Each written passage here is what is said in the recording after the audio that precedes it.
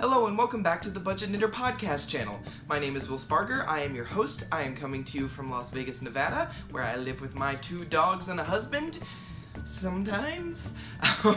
If you're a new subscriber or a new viewer, thank you so much for joining me. If you're a returning subscriber, thank you for returning. So I'm very happy to be here in my new stash area, because this is pretty much where I keep all of my yarn now.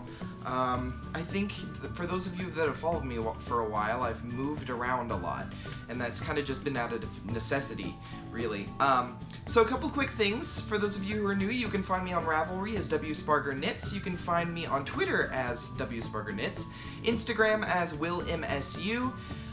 We have a Facebook page for this, which is facebook.com/thebudgetknitter.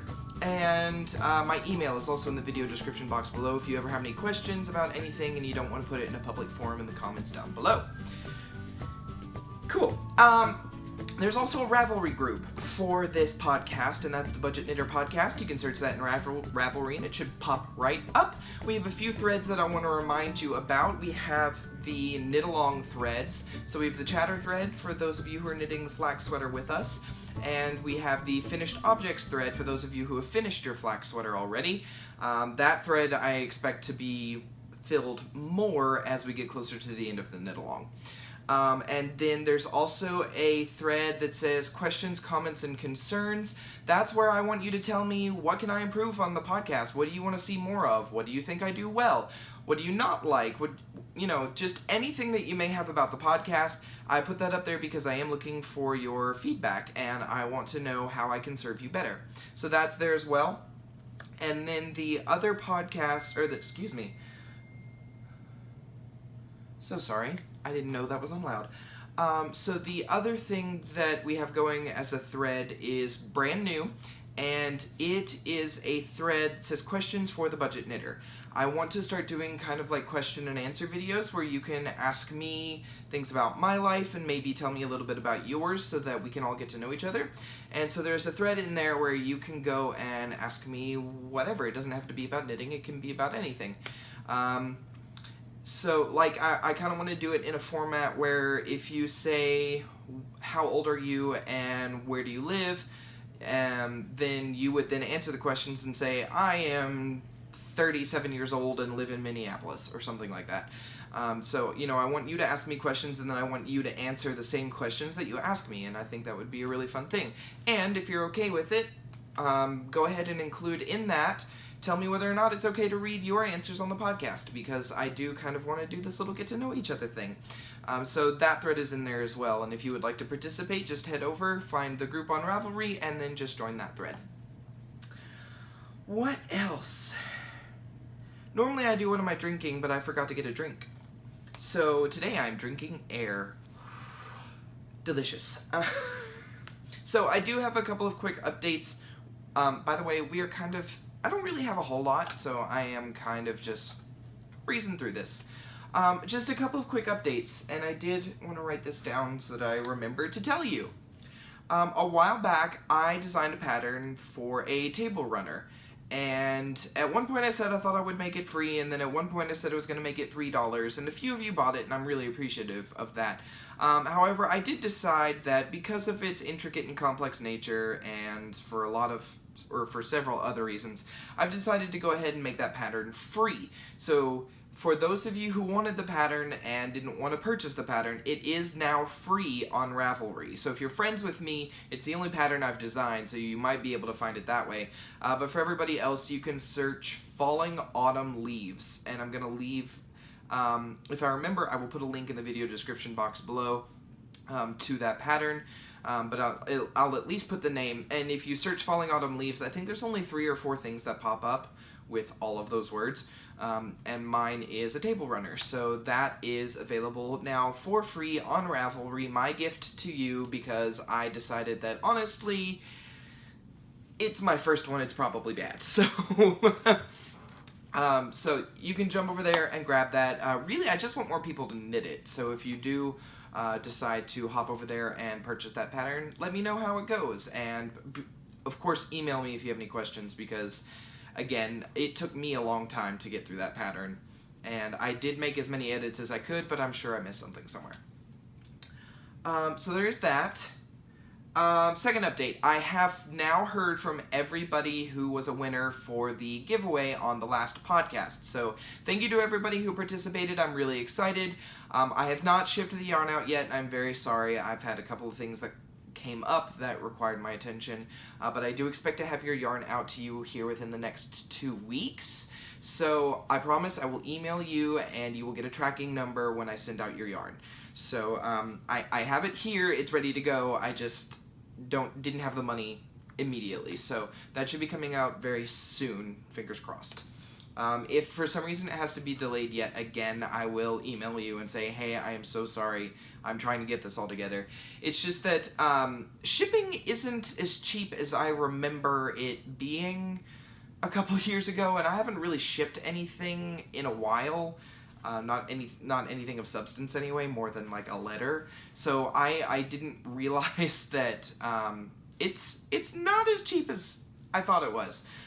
So don't worry, I still want to do giveaways and everything. I just need to plan a little bit better. Part of being the budget knitter is knowing when you're gonna have money to send things away for giveaways. So don't worry, you will get your yarn, promise. Just a little bit of road or a speed bump there. Anyway.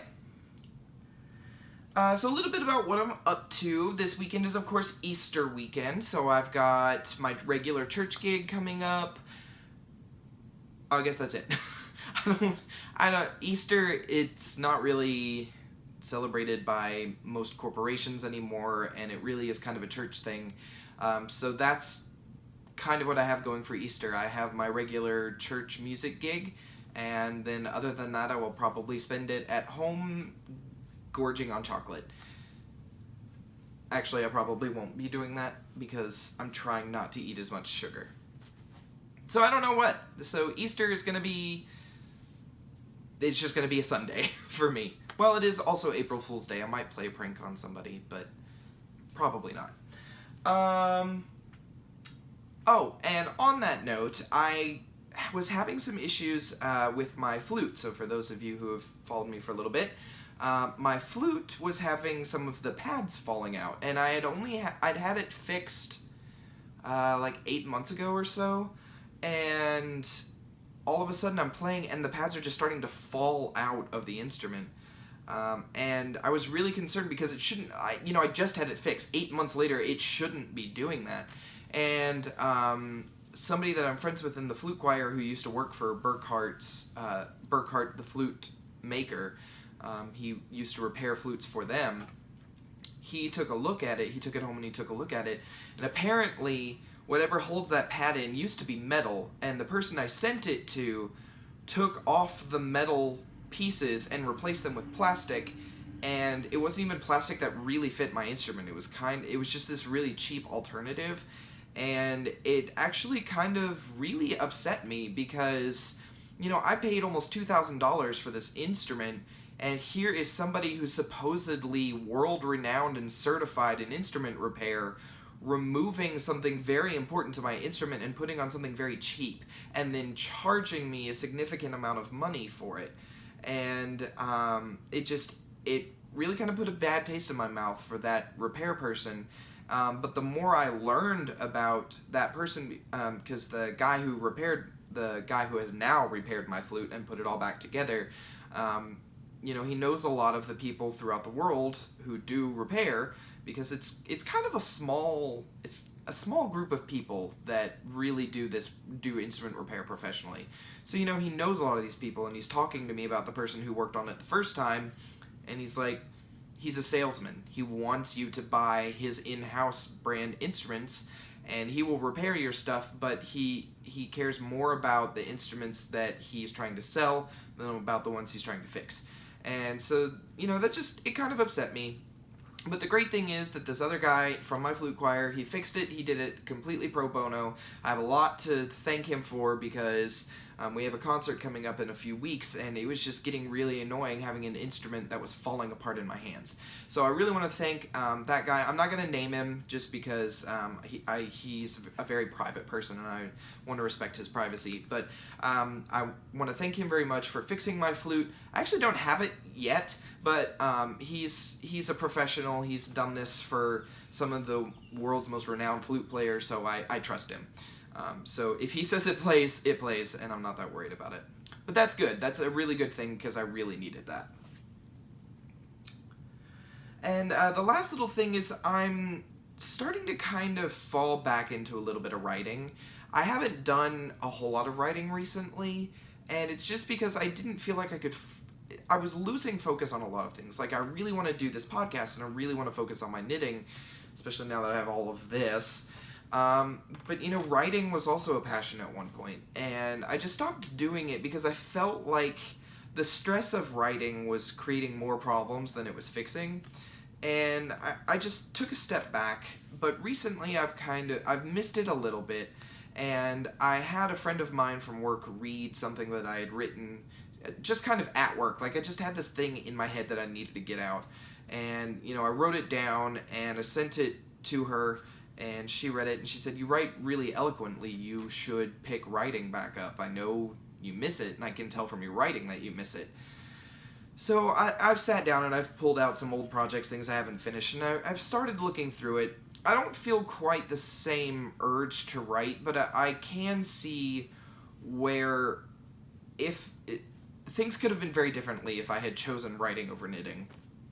And it's not to say that I'd be any kind of, you know, huge name as an author, but I see that my abilities were growing, and I gave up at a time when I was getting better, but I felt like I was getting worse. And I don't regret it, I miss it. So I've kind of fallen back into it a little bit. Don't expect any kind of book coming from me anytime soon. I've done my publishing, I've published 2 books, and I'm kind of, you know, I did that, and I don't really feel a need to publish anything else. Like, my works are out there. So now it's kind of just about me. So we'll see what happens with that. Anyway, enough of all the random stuff. Let's do the little bit of knitting that I have. And my dogs must be wrestling in the other room. We'll do a little bit of... Oh my goodness. Duchess, stop it! I think Princess has the bone. Duchess doesn't like it when Princess has the bone. Oh, hi! Hi. What? What? No? You don't... Do I have 2 now? Okay. Well, we have 1. That's fine. So I have a couple of works in progress, and you've seen these all before, but I kind of wanted to do a little update on them because I've gotten some significant work done on them. So the first one is, of course, for the knit-along, and that is my second flax sweater. So, whew, this has been sitting in here for a while. I worked on it significantly, but... Okay, so here's the second flax. I have finished the first ball of yarn, which is the full rainbow spectrum, and I've tied in the second ball. The interesting thing is, this has the same colorway name, but it's not the full spectrum. And I don't know if maybe this is like the end of one ball and the beginning of another, or if the balls, this one was labeled differently, or the other one was labeled differently. So that's a little weird, but at the same time, this is more, this is more of kind of my tutorial one, and, you know, it's nice, and I'll probably wear it, but I'm kind of doing this really just more to show the techniques, and to kind of stash bust. So, you know, it's cute, and it'll be nice, but it's probably not something I would wear all the time. But I'm definitely enjoying it. I actually haven't measured to see how much farther I have to go. I've just kind of been knitting on it. It's one of the things that I have with me at work, and recently I've been doing these things called Lunch and Learn, where somebody in the company gives like a short lecture on some aspect of what we're doing with our customers or our tenants, And so I've been going and attending those, and since I'm not really taking notes or anything, I'm more there just to kind of learn about what's going on in the company. I need something to do with my hands, so this is what I keep with me, because it's large enough but simple enough that I can just do it, and I don't have to look at my hands to knit on the sweater. So that's primarily when I work on this. I think we have another month before we start the bind off and picking up the sleeve. So that actually may not come until May, because fun fact, April is going to be really busy for me. I'm going out of town. I've got family coming into town. I've probably mentioned this on like 2 or 3 other videos. But it is going to be a really busy time for me. So it'll probably be May before we do that knit along update. The second work in progress is the Scania shawl, the Grocery Girls Season 3 knit along. I'm a little late to the game, but it's been fun, and it's different, and I like it because it's simple, yet there's enough things happening to keep it interesting. And the colors are changing often enough that even as the rows get longer, it doesn't feel like it's a lot. So here's what I've got going. I'm absolutely loving this. I think it is so pretty, and I didn't quite pick the gradient. So when you knit this, you're supposed to pick 5 colors from dark to light, and then they're labeled A, B, or A through E. And then she's got in the pattern the combination of the colors that you use and how many rows you knit with those with that color combination. And I just decided that I would pick 5 colors, a fingering weight, and just go with it. So this is the wool-like loops and threads wool-like, and it's really, by the way, it is super soft. It's $3 for like 600 yards, so definitely worth the money. I could probably knit 3 of these with the amount of yarn that comes in those balls. And no, it's a really great knit. My favorite part is this faux cable border, and I cannot wait to unravel this fringe. I think it's going to be probably the most fun part of knitting this. So I think I've got about 45 to 50 more rows to go, and then I'll finish the border across the top and then unravel the fringe. So the goal is to have this done before I go home in 3 weeks. So I've got to be diligent. I really need to be working on this. So here's hoping. And then the last thing I have project-wise, because I haven't cast anything new on, I've been kind of trying to work on what I have. And the last thing I have is actually a half-finished object. So I have one finished sock, and this is using, I've shown this before, but I'll show it again. This is using Waikiwi yarn from New Zealand. It's 55% New Zealand merino, 20% nylon, 15% alpaca, and 10% possum. And I love this yarn. I did this toe up so that I could use all of the yarn, and I think I only had maybe 2 yards left when I was done after the bind off. But my favorite part, and I decided to do this after the heel just to give it something a little different, is I added this 1x1 cable on the leg. And I hope you can see it because it is very, very small. But I added that up the leg because I just wanted something a little bit different that made the sock interesting but also still kept the sock kind of masculine. Like, personally, I don't like socks or socks. I will wear the cute pink fuzzy socks that they sell around Christmas time because I don't really care. But, you know, if there ever were a gentleman in my life who wanted hand-knit socks but wanted something that was still kind of interesting but a little bit more masculine, you know, this little 1x1 cable is probably the best way to go, and I love that I did it. I'm very happy with it. I did the Judy Jenny's super stretchy bind off, except that it's tight and I can't get it all the way up my calf. And I think that's because I only have 64 stitches. I probably should have increased to 72 in the leg, just because it doesn't fit around my leg.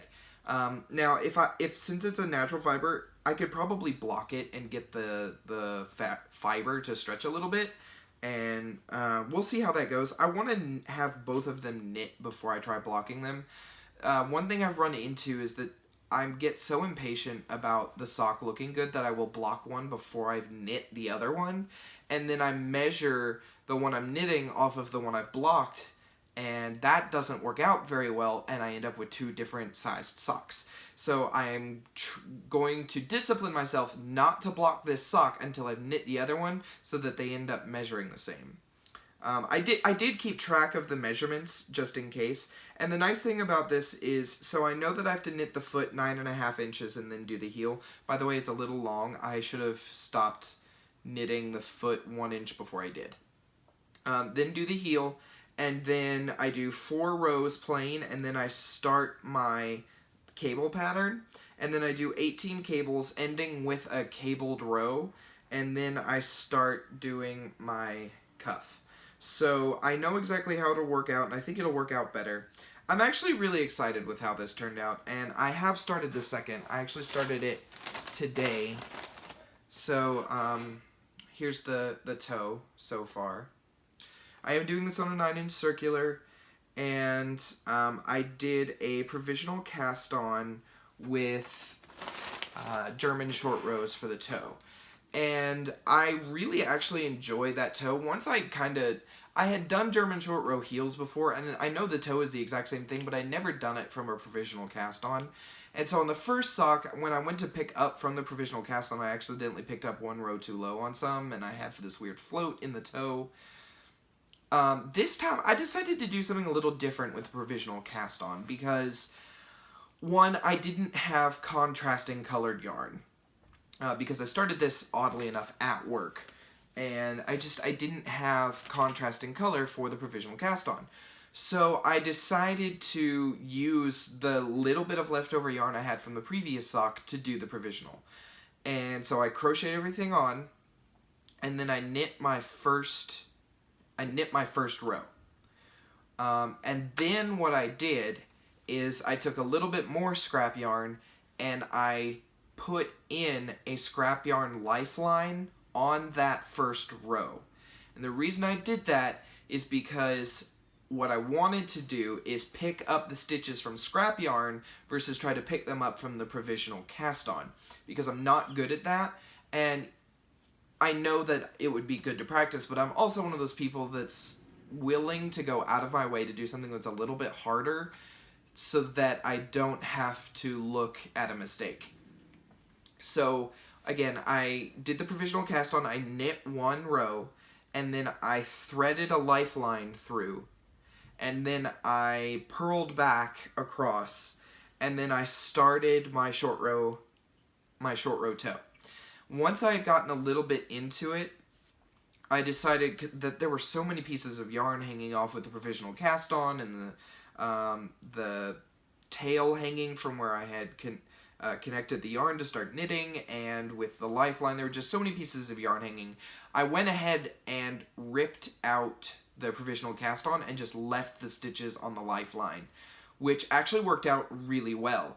And then after I got about halfway through the short row toe, I went ahead and threaded my 9-inch circular onto the stitches being held by the lifeline, and pulled the lifeline out, and I dropped 1 stitch, and I didn't really drop it, I just picked up the wrong thing, and so I fixed that after I finished the short row toe.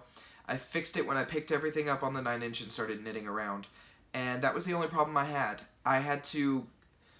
The annoying thing was I didn't catch that I had picked up the wrong thing until about 4 rows into it, so somebody at the knit shop had shown me how to drop a stitch and pick it back up when something like that happens, because I had a hole. It was really annoying me. So I actually dropped the stitch and used she actually uses her needles to do it, but I couldn't figure that out. So I actually just used a crochet hook, and I picked that stitch back up, put it back on the needle, and everything was good to go. So I'm actually really excited with how that worked. It was a lot of extra work at the beginning, but I think the payoff was enough that I will probably do it that way, because I'm much more confident that I'm not going to have any issues if I use that lifeline versus trying to pick up from the provisional cast on. So that's what I did. If you're interested in how I did that, I am willing to shoot a tutorial video on what I did, if that's something that you're interested in, because I know a lot of people don't like magic loop and they actually prefer doing a short row or something like that, but a lot of people don't want to fiddle with a provisional cast on. So if that's something that you want to see out of me, let me know. I'd be happy to film that video for you. What else? That's all the knitting I have, really. I haven't started anything new. I have a couple of things in the back of my mind that I want to start, but I haven't started anything new. Let's see. Oh, so there's this awesome podcast that I just found, and I wanted to share it with you. They're brand new. They only have 2 episodes, but it's called Fiber Hustle. Hustle. Fiber spelled Fiber. So Fiber Hustle. They are, their names are Chip and Aaron. They are male fiber artists from Seattle, Washington. Again, they only have 2 episodes, but they're really fun. I really enjoy what they do. And the really cool thing about them is that one of them knits and crochets, and the other one is a sewist. So they combine their fiber arts into one podcast, and that's really interesting. They pointed out in the first episode that they hadn't really come across any sewing podcasts, just people who did sewing but combined it with other things. Or, you know, it was like their 4th craft or something. Like the yarn hoarder sews, but she throws it in with all of her knitting stuff. So we have Aaron, who is the knitter and crocheter, and he talks about all of his yarn stuff. And then we have Chip, who's the sewer, or the sewist, and he does quilting. That's a lot of what he does is quilts. And I think that's a really interesting thing. And my favorite part is that they both know what they do, but they're still, I don't want to say naive or ignorant, because that's definitely not what they are. They're just not as knowledgeable in the other person's craft as they are with their own. So let's say that Chip is talking about one of his quilts, and he's talking about a technique or something, and Aaron won't know what that is. No, sweetie. So he will ask Chip, hey, so you mentioned this, what does that mean? You know, can you explain that a little bit more? And it's actually really cool, so it ends up being educational on top of just being fun. And that's something that I really enjoyed about watching their first 2 episodes, is that they both learn from each other, and they're both very supportive of each other, and it's just a really fun podcast. So check it out. Again, they're brand new. They're going to try to do a podcast every 2 weeks, I think is what they said. They have some really cool segments and stuff that I know that you're going to enjoy. They've got a really great sense of humor, so go and check them out. That's Fiber Hustle. I will put the link to their channel in the video description box below. So check that out. So I wanted to bring back something I hadn't done in a while, and that's the Favorite Things segment that the Grocery Girls did on their Craftsy All of Our Needles podcast, but something that I also enjoyed kind of throwing into my earlier podcasts, and I realized I stopped doing it. And I don't know why I stopped doing it, because I actually really enjoyed thinking about some of my favorite things for the week or the last 2 weeks or the month or whatever. So my first favorite thing is Star Wars The Last Jedi. Just came out on DVD and Blu-ray and 4K, and so I got the Target edition, Blu-ray and DVD with digital, so I'm excited about that. I haven't watched it yet. I did see it in theaters. I did see the movie in theaters, but I was going to the bathroom a lot, so I missed quite a bit of the movie, annoyingly. So I bought that. I'm really excited to watch that. I have been a Star Wars fan ever since my dad took me to see it. I was little. It's probably like 9 or 10 maybe, and George Lucas had just remastered A New Hope. You know, he had updated the special effects, and he'd removed, like, he had gone in and digitally fixed a lot of the things. And it went to the local, like, $2 theater And so my dad took me to see it, and I've been, not obsessed, but I have definitely been a fan ever since. And it hasn't changed with these movies. And I know there's a lot of diehard fans who are like, oh, they suck, they're awful, it's not Star Wars. And you know what? I'm okay with that. Things have to change, things have to evolve, and I think the hardest part has been when you include characters that bring nostalgia, like Luke and Leia and Han, it's very difficult to realize that it's headed in a new direction. Yes, it's owned by Disney, but it's still Lucasfilm. So it's fun. I enjoy it. It brings me the excitement that I got watching the other Star Wars movies. It may not be quite as deep, but it still brings the same joy and excitement. Second favorite thing is the musical Dear Evan Hansen. I haven't seen it, but I have listened to the soundtrack, and I'm actually kind of obsessed with the soundtrack. I listen to it all of the time. So if you don't know what Dear Evan Hansen is, it's a musical focusing around this guy named Evan. He has a mental illness, and it's very difficult for him to deal with. He has a lot of social issues because of it. Long story short, somebody that goes to his school ends up committing suicide, and Evan tries to, well, he creates this lie that him and the person who killed himself were friends. That guy's name is Connor, so we'll go with that. So Evan creates this lie that he and Connor were friends, and tries to find ways to bring comfort to Connor's family, who felt very terrorized by Connor. Because Connor was a very rebellious kid. He was, he had a lot of his own inner demons.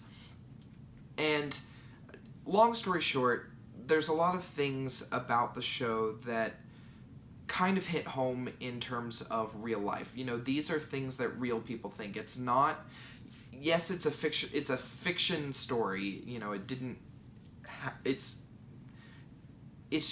a story that focuses very heavily on the human condition and mental illness and how that can play out when all somebody wants is to feel like they're not alone. And I really love the musical. It's a great musical. I wish I could go see it, but I can't afford that just yet. But it is coming to Las Vegas, I think, next year. So I'm going to try and get tickets, hopefully. But no, if you haven't checked out the soundtrack, go ahead and listen to the soundtrack. You can get a pretty good gist of the story through the soundtrack. And then if you have a chance to see the show, go see it. I really want to. I've heard only good things about it. So that's one of my favorite things. My third favorite thing is carrots. I have recently been on a carrot binge. Hopefully I do not turn orange. But I'm trying to eat healthier. I'm trying to go on walks more. I'm trying to do a lot of things to better my life. And I don't know why, but I'm obsessed with carrots now. And you know what? That's a good thing. And I'm happy with that. So I don't really have anything else to say about it. I just really like carrots. Because I don't really like veggies. So carrots is pretty much it. Carrots. Anyway, I don't really have anything else for you. I know that wasn't a whole lot about knitting, but it was kind of an update on my life. So some things that are going to be happening here in the future. I'm going to try to perfect my sock ideas because I clearly have a lot of socks to knit. I do want to cast on the Boneyard Shawl by Stephen West. I think that'd be a great introduction to a knitted shawl that's not complicated and can also still be very beautiful. And then my next sweater project after the flax sweater is I would love to try the Incredible Custom Fit top-down raglan because it's kind of built mathematically so that you can create a sweater that will fit you perfectly. So I'm really interested in trying that out and see how that goes. So that is also on my list of things to do. I would love to knit several more Scania shawls. They're so simple and they're so fun, and honestly, you can kind of do them out of any weight, yarn weight, and needle size. So I think that would be a fun stash busting thing, especially because I have a lot of like worsted weight that I could probably get rid of. So, and by get rid of I mean use, and try to use all at once.